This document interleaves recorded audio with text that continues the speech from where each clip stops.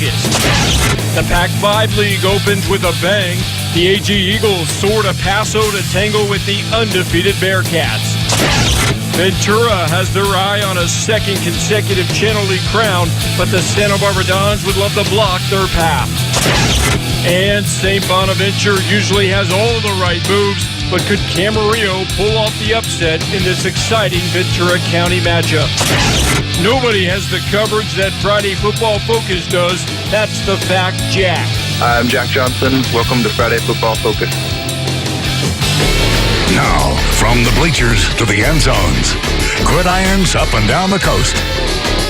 Mike Clan, Joey Butita, and the largest sports team on local television. Live, Friday Football Focus. Hey, welcome to Friday Football Focus. I'm Mike Clan. He's 4-2's Joe Butita. Hey, Joe, we've got leagues opening up. We had a lot of homecomings. We're going to get fireworks all over the place tonight. Yeah, smoking good time. We promised you. We're going to start in the Pac-5 League. Righetti hosting San Luis Obispo. Friday Football Focus reporter Jim Murray was at that game in Orkin. He joins us live with all the highlights. How was it out there?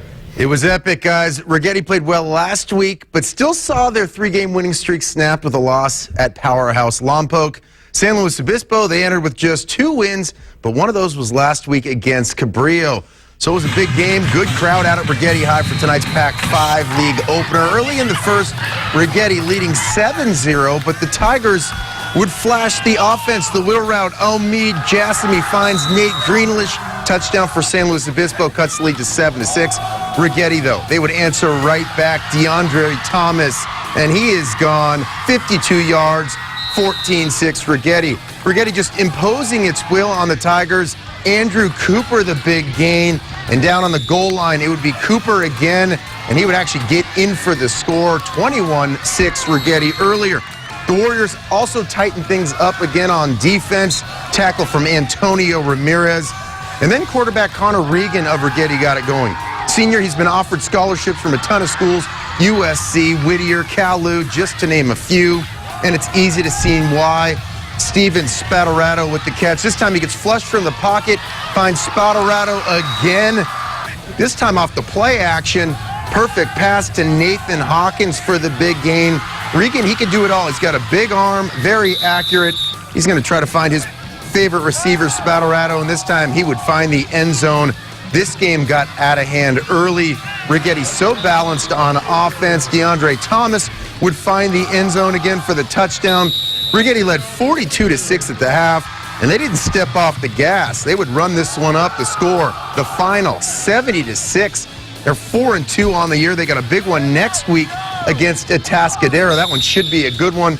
Incredible offensive display tonight from Righetti. They seem to be finding their rhythm right at the perfect time. Guys, back to you. All right, Jim. Oh, man, you can get a ticket going 70.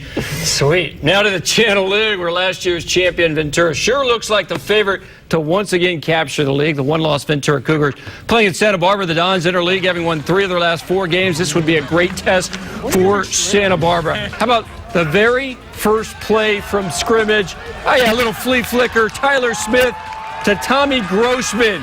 I don't see any Dons around. They fooled Santa Barbara big time on that one. 61 yards for the touchdown. PAT failed. They tried an onside kick. I think they were watching that Colts game from last night when the Colts recovered. McAfee? Yeah, where's McAfee? Hey, on a short field, that's Brent Payas rolling into the end zone. Touchdown. Yeah, he's going to celebrate. And he's like, oh, there's one other guy I don't want to leave hanging there. Yeah, it feels good. PAT was good. Don's up 7-6. Still in the first quarter. Smith to Grossman again. 27 yards. It set up a Tristan Canhack field goal. 9-7 Ventura after 1. Second quarter, pick 6. Josh Januska, the senior. Oh, that feels good. I like this one, too. It looks like he's going to jump again. No. Eric Stratman, rush chairman. Hey, darn glad to meet you. Into the first half, Don's on the move. Payas to Blake Kelly. Some nice moves under 20 seconds to go in the half.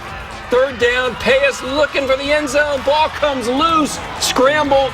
The half would be over. So it was 16-7 Ventura. Oh, homecoming. Christina Ramirez, time of your life. Congratulations. You are the homecoming queen. I'm next to the homecoming king at Royal from years ago. Baby, 06. Oh, it was ugly, though, in the second half for Santa Barbara. pretty for Ventura. Tyler Peralta, 9-yard touchdown. All Cougars, they win going away 44-7. 3-4 Dons are at Dos Pueblos next Friday. 5-1 Ventura.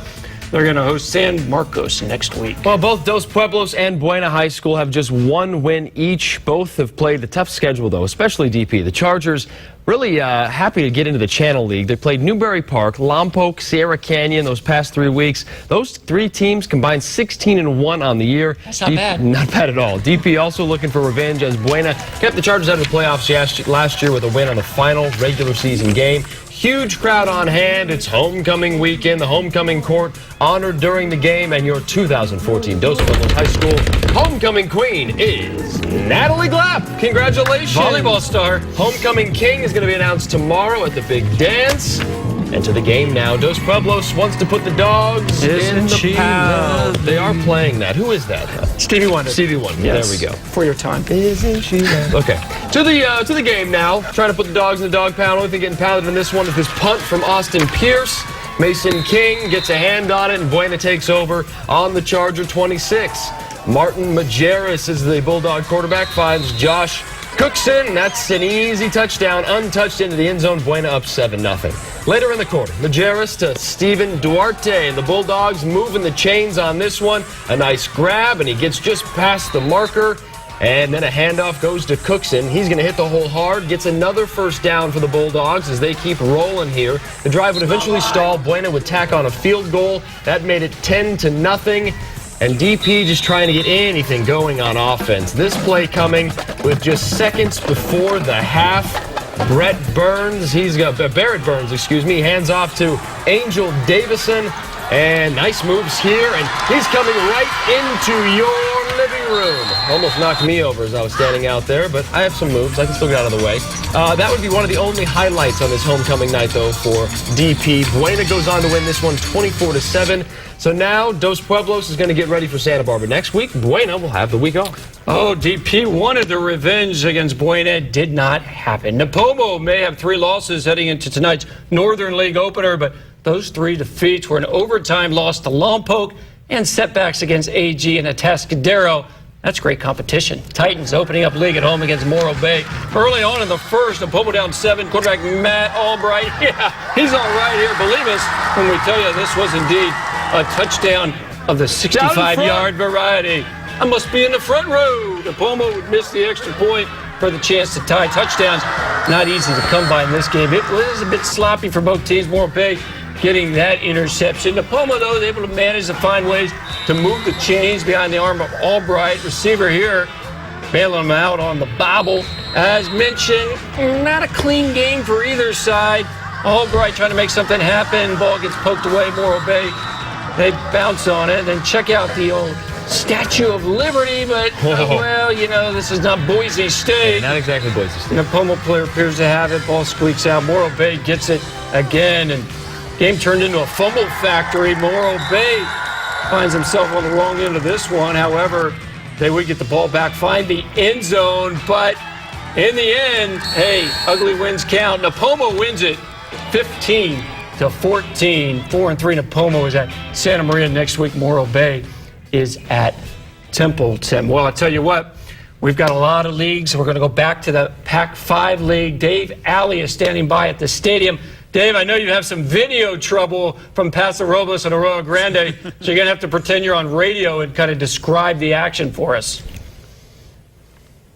Yeah, you know, we all like to do radio, and I think if you're an Arroyo Grande Eagle fan, you may be happy because the highlights are not available here at the current moment. Yeah, you know, going into this game, what a whale of a contest we were expecting. Paso Robles ranked number 1 in the CIF Northern Division, undefeated at 6-0. AG not too far behind, ranked number 4 as well. We knew it was going to be a fantastic ball game, and what a game it was. We will have highlights, I know, for you over the weekend. I'm just going to try and explain to you what it all happened. It was a 1-point win. Paso Robles ended up getting the victory.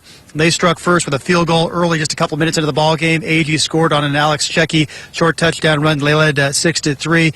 AG then would take a 12-3 lead in the second quarter. Paso Robles would come back. Josh Oliver with a touchdown reception late second quarter. So it was 12-10 Arroyo Grande at halftime. Third quarter, Eagles Eagles seemingly put this game in their back pocket. 2 Alex Checky touchdowns, and the Eagles had a 27-10 lead in the third quarter. But Rich Shimke would rally his ball club, as you would expect them to do here on their home turf here. They would score a touchdown. It would be Christian Erickson scoring a touchdown run. That made it 27-17. They added a field goal in the fourth quarter to make it 27-20. Eagles had the ball in the fourth quarter, kind of milked the clock. They were inside their the 25-yard line. I should say they were inside the 30-yard line of Paso Robles. Looked like they were just going to run out the clock. They decided to throw a lateral pass. It was dropped. It was ruled a fumble. And none other than Bailey Gaither of Paso Robles picked that up, ran 68 yards back the other way. Just incredible turn of events. Looked like AG was going to win this game. That brought Paso Robles to within 27-26.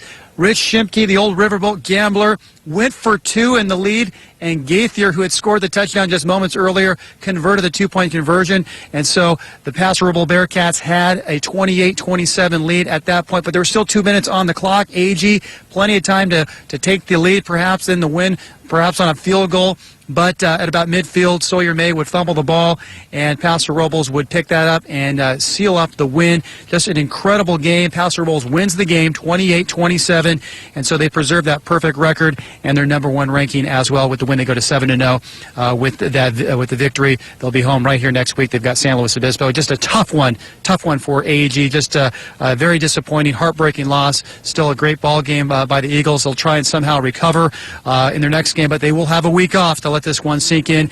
As they've got a bye next Friday, they'll go to 5-2 with this loss. They've got Righetti at home in a couple of weeks. So that's it, Mike and Joe. Tremendous game here. We've got highlights. I know we have a highlight show over the weekend. You can tell everybody about that, and we'll show how Paso Robles somehow, some way, pulled this one out tonight. Guys, back to you.